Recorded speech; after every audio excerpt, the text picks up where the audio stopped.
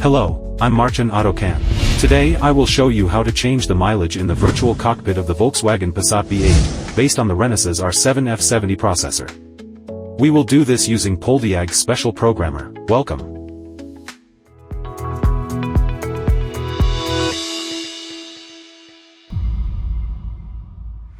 First, we need to remove the metal cover on the meter board.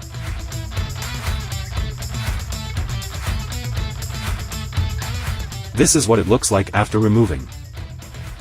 Let's take a look at what the diagram looks like. It is available to every forum member. We invite you to join. We are going to start soldering.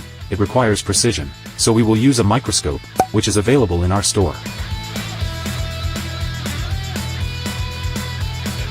According to the diagram, you need to lift one processor pin and solder it to the other one.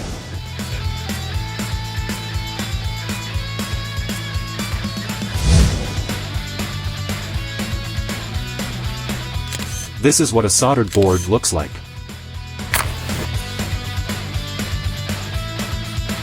After checking the correct connection, connect the adapter and power supply.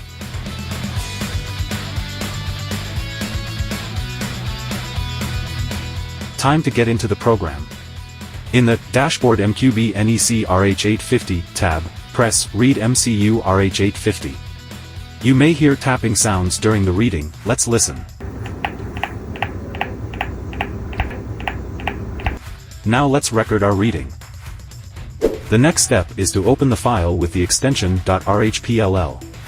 We bought a used dashboard with a mileage of over 200,000 kilometers. We enter the mileage of our car. Now click Change Data. Our task was to set the real mileage and prepare it for reuse, because the previous dashboard was damaged. We save our new file from the server. Then click Write.rhpll and save again.